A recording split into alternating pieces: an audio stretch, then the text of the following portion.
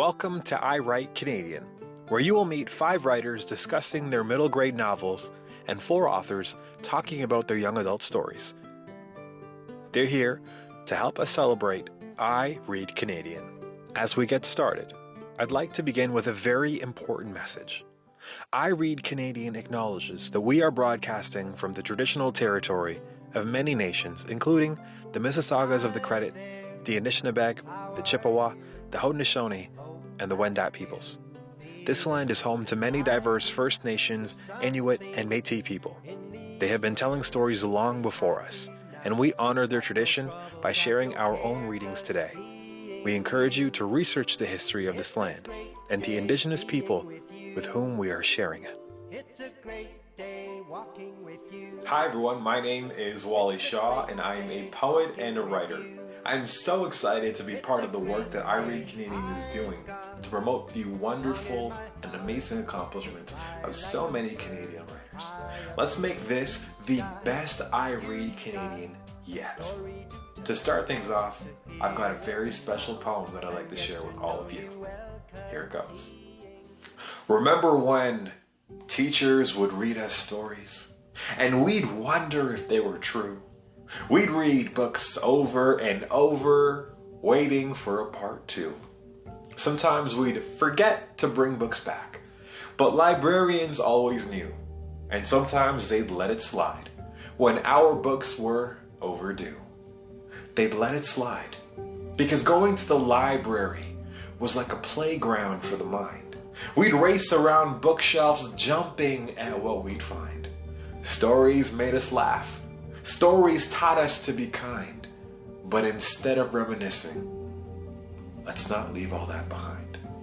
See, technology is good, but may also be impeding. We don't need more smartphones. We need more smart people leading. We have to turn the page for our kids to keep succeeding. We need libraries and books. We need to keep our students reading. Thank you. I wrote this poem originally for the Canadian school libraries, and today I want to share it for all of you because you fill those libraries up with amazing books and amazing content. Thank you for what you do. Let's get started. Marty Chan writes books for kids and plays for adults. He won the 2007 Diamond Willow Award for Mystery of the Graffiti Ghoul. He works and lives in Edmonton with his wife Michelle and their cat Buddy. I'm Marty Chan, a kids author from Edmonton, Alberta. I love to read Canadian children's books. For me, reading a book is like a dance with the writer.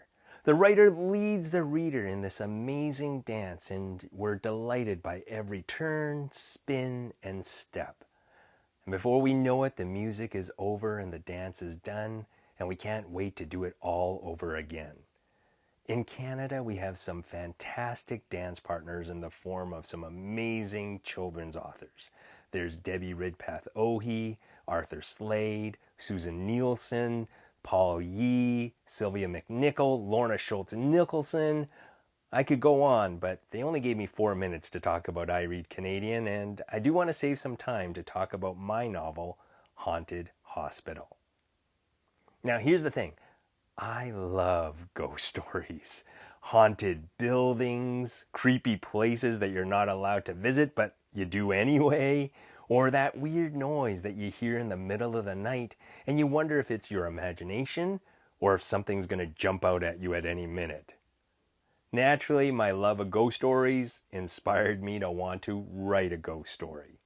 In Haunted Hospital, 4 teenagers play a role-playing game where they pretend to be ghost hunters, and they go into a haunted hospital to try to find out if the rumors about its hauntings are true or false. What they discover is something you're going to have to read to find out.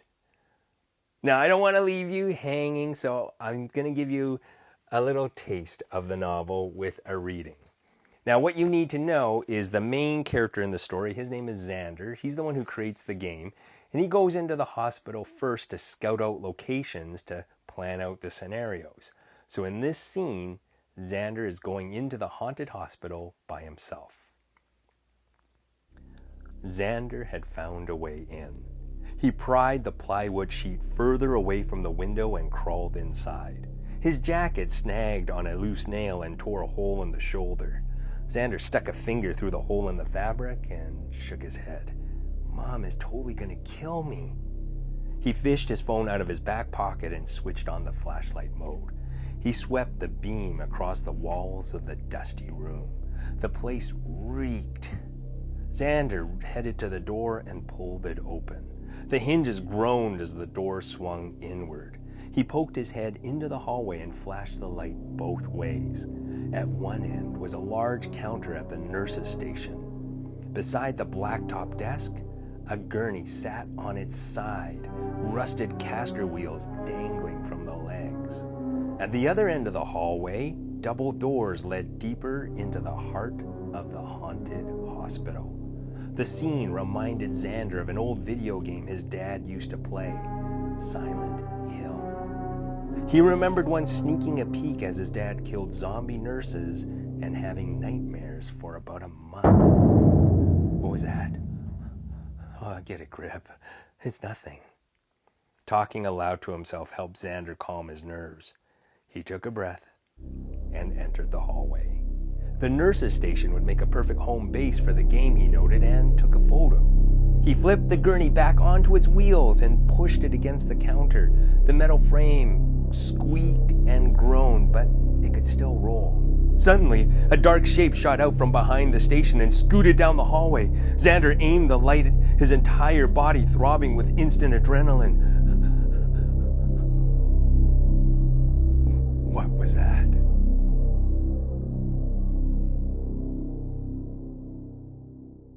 I hope that inspires you to want to read Haunted Hospital on I Read Canadian Day, which is February 17th. If you believe in ghosts, you're going to love this book. If you don't believe in ghosts, well, you just might believe by the end of the book.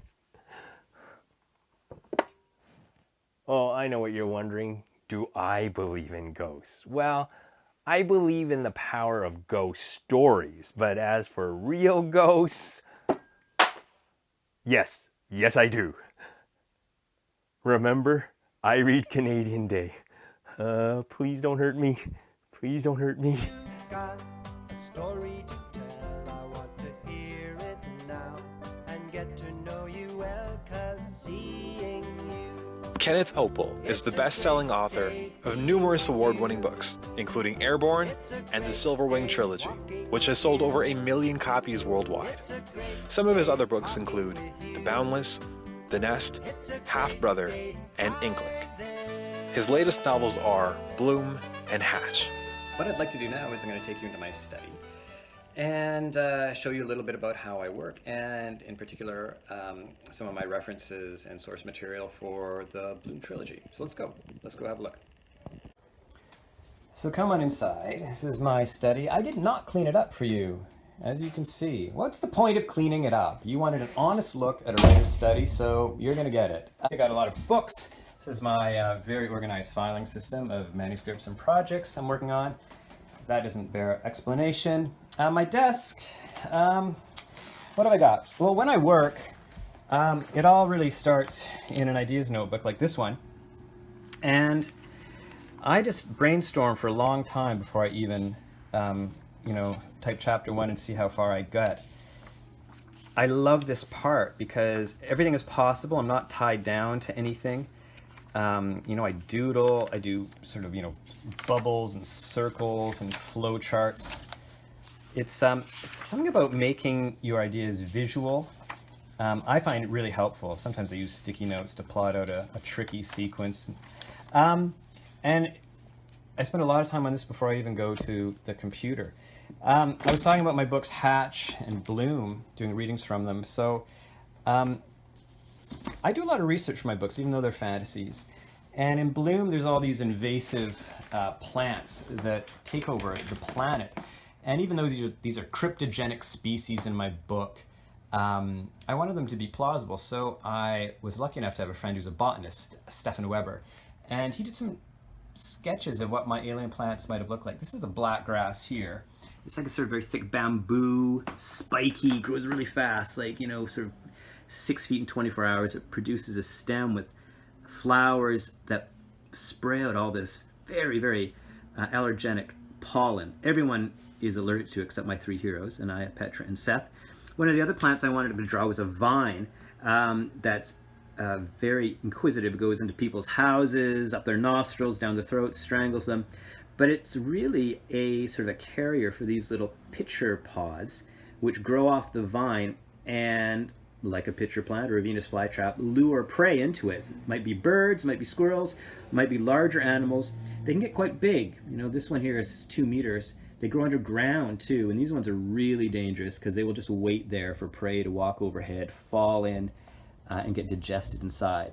I was a little worried that I couldn't make my plants scary enough, but with Stefan's botanical help and a little imagination, I was quite pleased with the way they turned out. I think they are pretty darn scary. One of the places I visited for research for Hatch was the Diefenbunker. So I got to go inside the Diefenbunker. It's pretty cool being inside a real bomb shelter. And it just, when I visit a place, it just helps me to write about it with much more clarity and confidence. You can see my bulletin board behind me. Pretty important place for me, just because, you know, this is where I like to have all my visual references, things that are going to inspire me. Yeah, here it is. So, you know, it's, look, ooh, it's a lighthouse. Inside the lighthouse. Stairs, scary. And there's other things, you know, there's family stuff.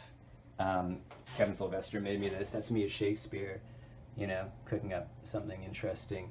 Another prized possession on my desk is an original illustration by Sidney Smith, who illustrated my book Inkling. There's a character who's a graphic novelist, and things aren't going so well for him.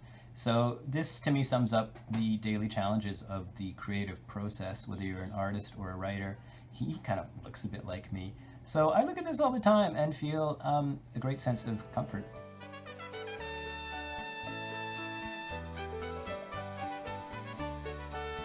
Monique Polak is the author of 30 books for young people. She teaches English and Humanities at Marianapolis College in Montreal. She is a 2-time winner of the Quebec Writers Federation Prize for Children's and Young Adult Literature. Hi, my name is Monique Polak, and I'm here to talk to you today about I Read Canadian, and I hope you do too. I'm a writer, and I'm based in Montreal, and in fact, to prove to you that I read Canadian, I'm going to show you the book I'm reading, and it's a book called Fille, facile, or Easy Girl, because I'm reading it in French. I live in Montreal. I work in both languages, and it's by a writer named José de Angelis, and I really like it. Okay, so I'm going to talk to you a little bit about one of my books, and also I thought I'd also show you, because they encouraged us to have props, I thought I'd show you my journal. I write in a journal every single morning, and believe it or not, you'll think that I'm kind of kooky, I've been doing this for more than 30 years. And if you're wondering, that's like pretty much half my life, because I'm 60. And here's what I did this morning. I did 3 pages, and I'm showing them to you. 1, 2, and 3. But I'm not holding them close enough to the camera for you to read. Okay, so the idea is for writers from across the country to tell you a little bit about where they get their ideas for their kids' books. So the book I'm going to show you is called The Taste of Rain. It's a historical novel set during World War II. And, well, this idea came to me, actually came to somebody else, my editor. She was listening to a documentary. Her name is Sarah Harvey, and she's a writer herself. Another I Read Canadian suggestion for you. She's a wonderful writer. And she phoned me one morning, and she said, turn on the radio right away. Listen, this is your next story. And it was a National Public Radio interview with a woman who, as a child, her parents had been missionaries in China.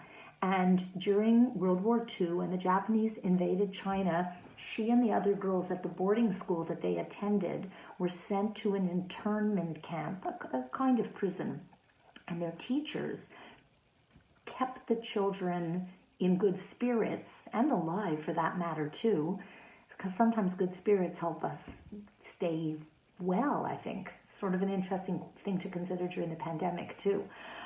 Anyway, by treating the girls as if they were part of the Girl Guides or Girl Scouts, And this proved to be very helpful to the kids' morale. And I think Sarah wanted me to write the story because I have a kind of personality, which is I myself am quite cheerful. You probably can even gather that from this short video. And I think she wanted me to explore cheerfulness as a kind of exercise, not just in writing, but thematically also. And I think I came away with the feeling that cheerfulness, it's helpful, but sometimes, well, I know some people can find it a bit annoying. I mean, I hope not you, but some people. And in my book, the cheerfulness will get on some of the characters' nerves. And of course, if you don't pay attention to what's really going on in the world, cheerfulness can be dangerous. And that's one of the things I want to look at in the book. So I'm going to read to you just maybe a little bit of the first page of The Taste of Rain, and hopefully it'll give you, as we say in French, the goût, the taste to keep, the taste. Hey, I hadn't even planned that. The taste of rain, le goût de la pluie. Anyway, hopefully it will give you a taste not only to read my book, but to read other books. I'm going to put my glasses on. Excuse me, but I can't read a word without glasses. Here we go. Chapter 1 of The Taste of Rain by Monique Polak. I hope I told you my name. Rise and shine, Girl Guides, Miss E calls from the doorway. It's time to get dressed and welcome another shiny new day. Even when she isn't singing, Miss E's voice sounds like music. Tilly, who is lying next to me, her shoulder bumping up against mine, covers her eyes. I am really not a morning person, she mutters. Then she turns onto her other side and fake snores. Stop it, says Dot, Tilly's neighbor on the other side, blocking her ears. I nudge Tilly. Come on, I say. Miss E is right. It's time to welcome another shiny new day. Shiny new... Ah! Tilly says to the ceiling. Something tells me won't be any better than yesterday or the day before. And I wouldn't use the word shiny or new for either of those days. Okay, off go my glasses. Here's to stories, especially I read Canadian stories, but all stories and our own stories. So hope you're reading a lot and writing, and it's gotten us through some hard times, and it will continue to do so forever, I think. And I'm very glad to have had a few moments to chat with you today. Bye. It's a great day being with you. David A. Robertson is the author of numerous books for young readers, including When We Were Alone, which won the 2017 Governor General's Literary Award. His memoir, Blackwater, Family, Legacy, and Blood Memory, and his middle grade fantasy, The Barren Grounds, all came out in fall 2020. Hi there, my name is David A. Robertson, and I am here to talk to you about The Barren Grounds, which is book one of the Misewa Saga. I was really excited about this book, and it's a story that I've been wanting to tell for quite some time, and I've also always wanted to write middle grade. It was a new form of literature for me, so I was also excited about just writing middle grade and writing for that audience. But the story itself was something that really spoke to me, and I because of that, I was hoping that it would also speak to others, and it has so far. The Barren Grounds came out of this convergence of a lot of different ideas, a lot of different desires that I had for the kind of stories that were kind of spinning around in my brain, and messages that I wanted to share, and things I wanted to teach. So all these things. I've been interested lately in sky stories, which is just Cree stories of the sky, and one of them in particular, which is the Ochek story, which is the Fisher constellation, has really stuck with me, and so I wanted to adapt that story into a book, and it's about these animals living through this eternal white time, this eternal winter. And I saw a lot of parallels, obviously, with the Chronicles of Narnia, The Lion, the Witch, and the Wardrobe. And I thought it was really interesting to, be inspired by this classic, book, but also to, tell it through a different point of view. Is from a very Christianized point of view, The Lion, the Witch, and Wardrobe, Lion, the Witch, and the Wardrobe, and I thought it was very interesting to tell it through an Indigenous point of view, so that's what I did. And so the Barren Grounds was very much inspired by the Lion, the Witch, and the Wardrobe, and trying to take it's a new take on a kind of classic story. And portal stories have always really interested me. And so these two kids, Morgan and Eli, find a way to open a portal into another reality and go into this place of eternal winter. And they have to really connect with their own identities, their own cultures that they've kind of been removed from in the foster care system, and then also save the world.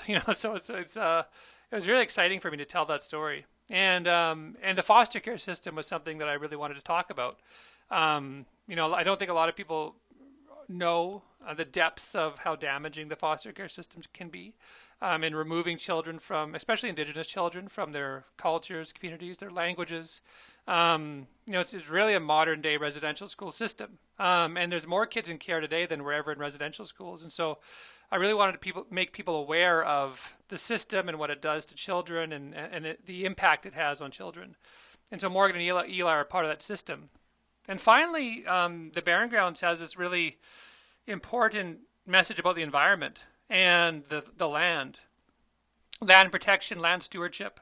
It's very, very important for me. It was something that I really wanted to touch on in this book, and I did. And and I think that the overarching message is the land doesn't need us. The land doesn't need people, but people need the land and the water. We need the environment, and if we take too much, we will not be able to survive anymore because the land will stop providing. It's a very important message that this book has. Is really about stewardship and conserving the resources that we have available to us, never taking more than we need, because the land can only give so much. And so all of these things came together to become the Barren Grounds.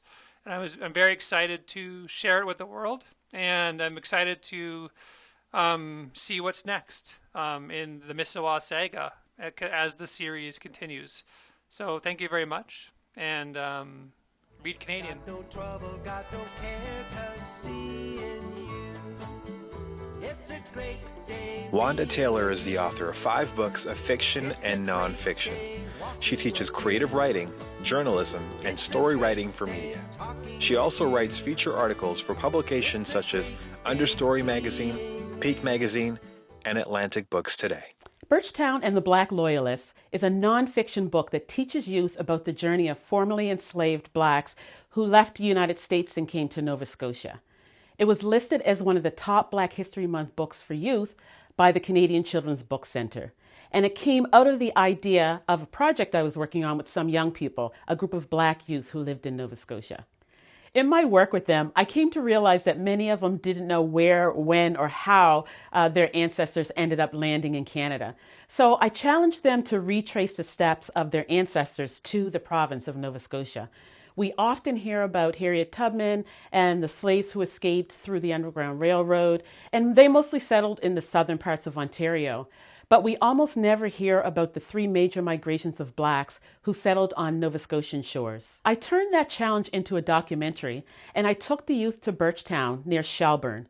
That was where the first major migration of blacks landed back in 1783 after the American Revolutionary War. And they were called Black Loyalists because they pledged loyalty to the British Crown, and they fought against America in exchange for their freedom and land in Nova Scotia. The youth learned so much from doing that documentary, and I wanted all youth to be able to learn about this fascinating history.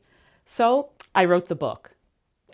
When I was growing up, there weren't many stories that spoke about my heritage, or the heritage of my Indigenous friends, or my new immigrant friends. So as diverse authors, we tell these kinds of stories to share that with you, so that you too can come to experience all of Canada's diversity. Stories like mine and those of my friends. Traditional experiences, tragedies and triumphs, pain and healing, strength and resiliency. That's our Canada. Its roots in storytelling are deep and strong. In African and Indigenous communities, oral storytelling is rooted in tradition. A lot of what I learned growing up about my heritage was passed on through stories told by our community elders, sharing their experiences and their way of life. As a Black author, I write to share these experiences with you. And even in my fiction writing, I create the kinds of characters that I wanted to see when I was a young person falling in love with books. Let's face it, we are all a part of the Canadian identity. There's so much to learn about who we are. And books are an excellent way for us to get to know each other better as we share stories that help weave the fabric of Canada's storytelling landscape. There's so much to discover. Pick up a book that you may have overlooked before and let it take you to another place, another time, another adventure. Learn about some new characters, whether they be quirky and funny or just trying to find their way. Every time I pick up a book by a Canadian author, I'm transported to that place in the story. I feel like a fly on the wall. Learning about a family in a tiny fishing village, or the amazing traditions of the Inuit in the north. I feel like I come to know the people in these stories and in these settings, and I feel like I learned something else about Canada that I hadn't known before. Reading is such a fascinating sport.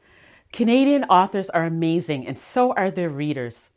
Our country is one endless resource of incredible stories. And we are so lucky that we have some of the world's most gifted storytellers right here in Canada. It's a great day being with you. It's a great day walking with you. Anita Daher is an author and actor based in Winnipeg, Manitoba, and currently serves as chair of the Writers' Union of Canada.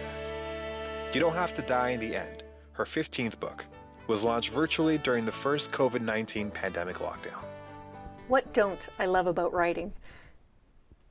Actually, there are a few things. Writing is hard. It takes a long time. You sit at that keyboard for months, sometimes years, hoping that that seed of an idea that you had once upon a time is going to see you all the way through to the end. But there are parts that I truly love. That spark.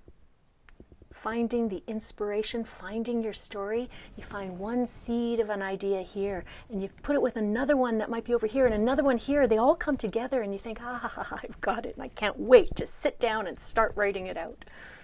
I love the figuring it out. When your character turns a corner you didn't expect, you think, oh, what happens now? And I love getting to the end and having that sense that, oh, this works. This really works. It's exciting.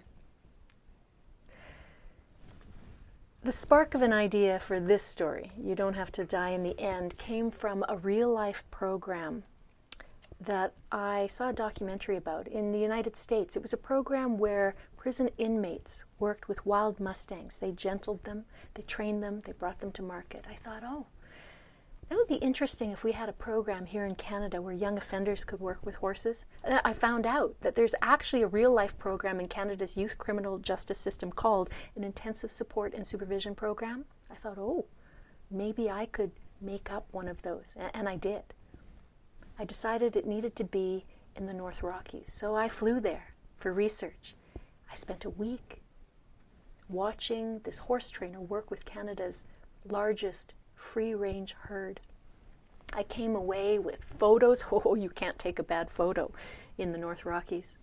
And stories and ideas, and enough to sustain me for 10 years.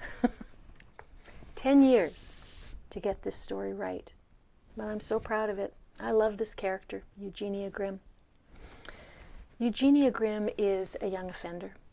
When she was 8 years old, her father died by suicide and the family pretty much fell apart. Eugenia began making not the best choices.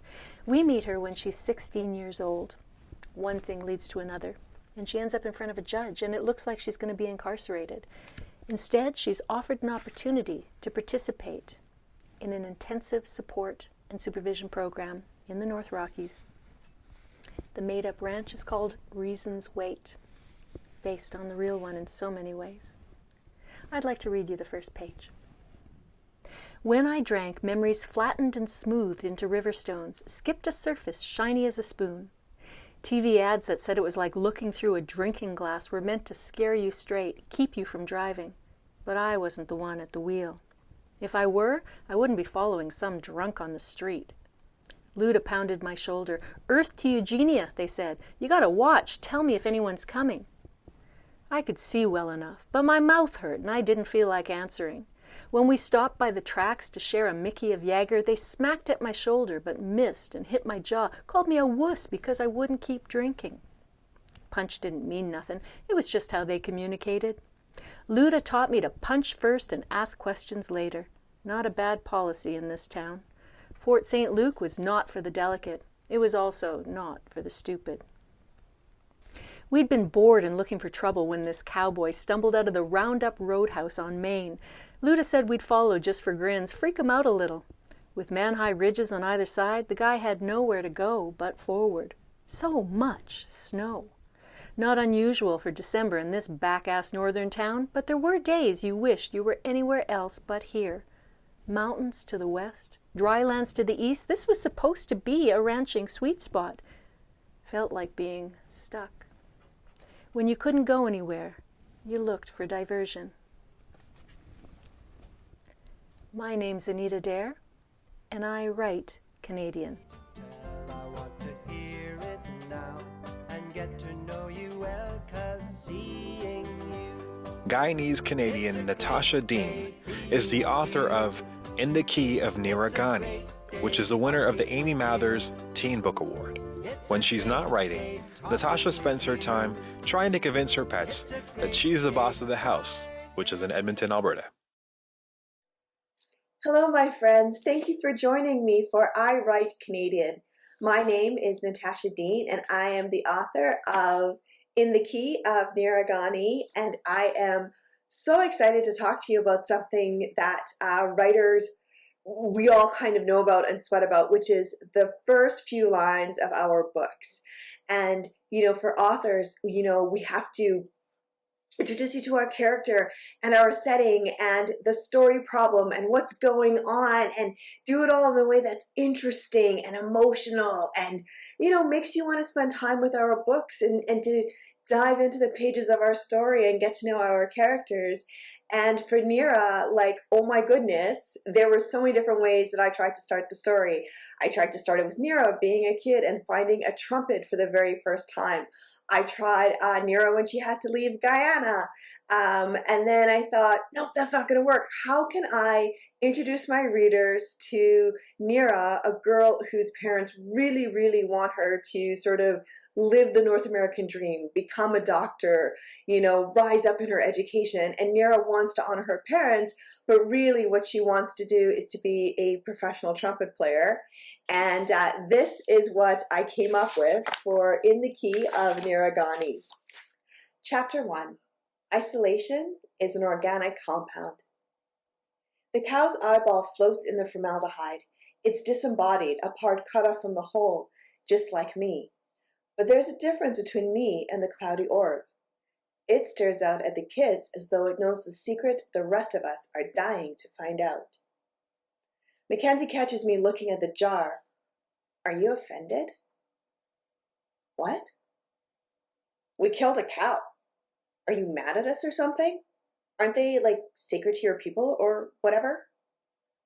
I'm not Hindi, I tell her for what must be the millionth time. It's pronounced offended. She slows down the last word and says it louder, like I'm both illiterate and deaf. Smiles, then glowers when I don't smile back. No one's trying to hurt your feelings. We just like burgers. And that, my friends, is the beginning of In the Key of Niragani, and I hope that you are curious enough about Nira and what is going on in her world that you dive into the pages of her story. And I hope as well that you keep reading Canadian and find all of the amazing authors that are out there with funny stories and mystery stories and scary stories and stories that will just light up your day.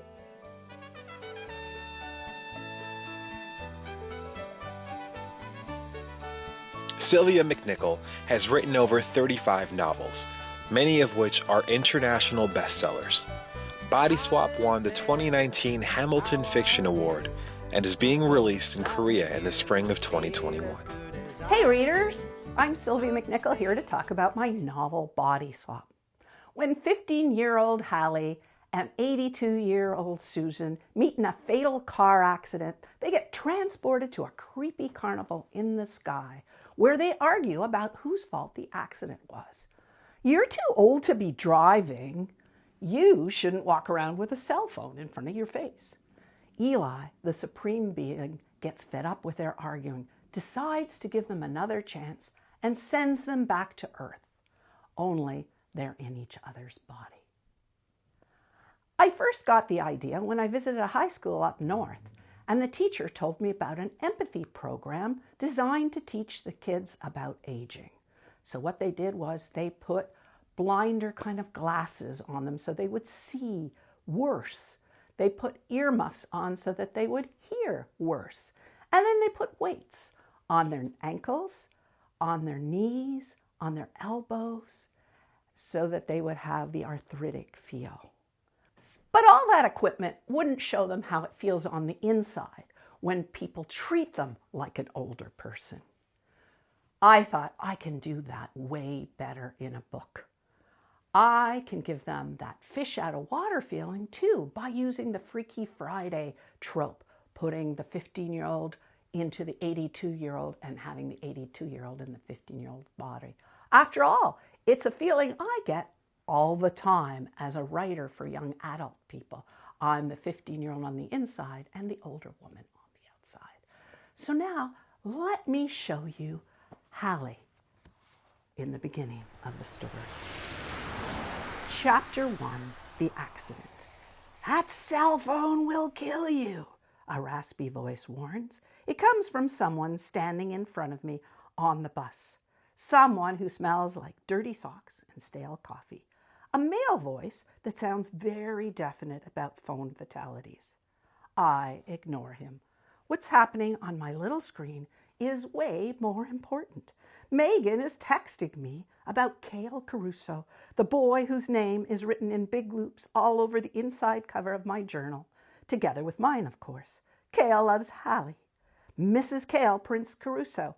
Haley and Cale forever. That one's in a heart with an arrow going through it. And today, we're finally going to begin our forever.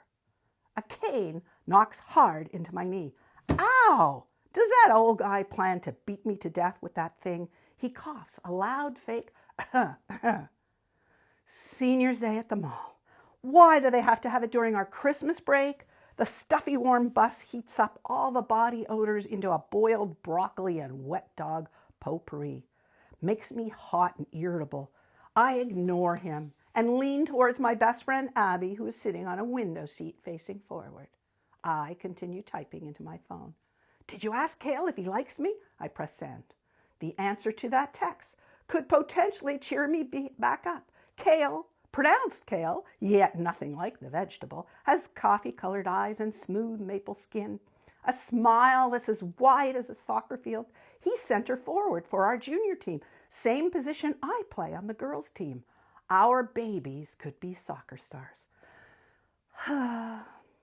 When I finally lift my eyes from the screen, I see the crepey blue-veined hand that grips the hook of the cane that hit me. Above the knuckles, blue loopy letters spell Carpe Diem. My eyes raise higher to his face. Watery gray eyes stare back at me, expecting something. What? With the light from the window, his hair glows a bright silver. Abby gives me a hard stare.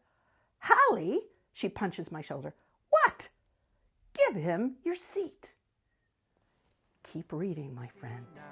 Got no trouble, got no care, 'cause seeing you, it's a great day being with you. Eric Walters has published over 115 books that have been translated into 15 different languages and won over 100 awards. He is presented to more than 2 million students and is a recipient of the Order of Canada. Without Eric, we wouldn't have I Read Canadian. I have written a lot of books. I think of myself as sort of a method writer. I like to experience what my characters experience. For example, for Between Heaven and Earth, I climbed Mount Kilimanjaro. With Just Deserts, I walked 200 kilometers across the Sahara Desert. For Walking Home, I took 4 young Canadians, 4 of my orphans, and 2 Special Force policemen. We walked across Kenya. By the way, it's nice sometimes to have a guy with a submachine gun with you. For Elephant Secret, I just hung out with elephants. For the book Don't Stand So Close to Me, I sort of was part of a pandemic. You may have heard of it. I had consultants as well, people in British Columbia, Manitoba, Ontario, Arkansas, and Florida. Young people like you, as well as teacher librarians and teacher librarian consultants. The book takes place in Switzerland Point Middle School. My main characters are all in grade 8. Isaac, Reese, and Quinn. They're actually named after my grandkids. They're called down for an assembly. The March break is coming up. Instead of 1 week, they're announced it's going to be 3 weeks. Some people are happy, some people are sad. Isaac is ecstatic. He's going to have so much fun, he figures. Most people don't know much about the pandemic at this point, and what they have is misinformation. Isaac knows a little bit more than most people. His mother's the chief of police. Quinn knows even more. Her father works in the emergency department. He spends his days in PPE, personal protective equipment. Comes home looking like he's been smacked in the face. I'm kind of familiar with this. During the SARS epidemic, I worked in the emergency department at Credit Valley in goggles and gowns and masks and gloves. COVID-19 lockdown happens. Everything that's not essential is closed. Stores and factories and businesses, schools obviously. People who were once crowding streets, now the streets are empty. The essential services themselves change. There's lineups at grocery stores, plexiglass, one-way aisles. People fighting over the craziest things, toilet paper and paper towels, shelves being stripped down. People start meeting with Zoom and Google and Team, like we're doing today. Reese, the third main character, her grandmother's in an LTC, a long-term care facility, a nursing home. They go to visit, but at the door they're greeted with a message that they're not allowed in. Nobody is. What they discover is the nursing home has limited personal protective equipment. They decide as a grade they're going to make masks to give to the nursing home staff. Things continue to evolve. School is going to be canceled for the entire year. There's going to be no lunchrooms together, no walking to school, no recesses, no end-of-the-year trips, nothing. Quinn has an idea and she talks first to Isaac and then to Reese. They're going to have an end-of-the-year, socially appropriate outdoor street dance. They take sidewalk chalk and make giant blocks, one for everyone in grade 8. They're in rows facing each other. Everyone who comes has to wear a mask. They bring their own snacks, their own refreshments. They're going to have a dance. Isaac has made a pandemic playlist, but people also phone in their requests. They have giant speakers. They have digital projectors showing things. One of the blocks has a green screen, kind of like this. And you can be anywhere in the world you want on that green screen. You can be in front of the Eiffel Tower, the pyramids, on the moon if you want. They realize, well, you can't have everything. You can try and do the best you can with what you've got. Now, most books take a long time to come out. This book was 41 days from conception to publication. I wanted it this fast for a number of reasons. I wanted this to come out in the pandemic. In unprecedented times, there were no books that would help you understand what you were going through. I wanted you to understand it's not just you. I wanted to explain things like flattening the curve and exponential growth. But maybe most important, I wanted to let you have a sense of hope. We're going to get through this. Guaranteed. For the time being, wear your masks, keep your distance, help each other, be careful, be caring, be kind. Together we'll get through it. Thank you.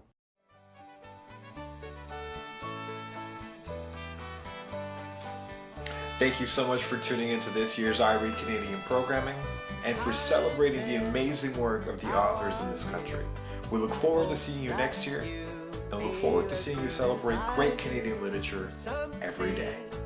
Thank you for joining us. Makes me happy now. Got no trouble, got no care, 'cause seeing you. It's a great day being with you. It's a great day walking with you. It's a great day talking with you. It's a great day seeing you. It's a great day being with you. It's a great day walking with you. It's a great day talking with you. It's a great day. Hi there.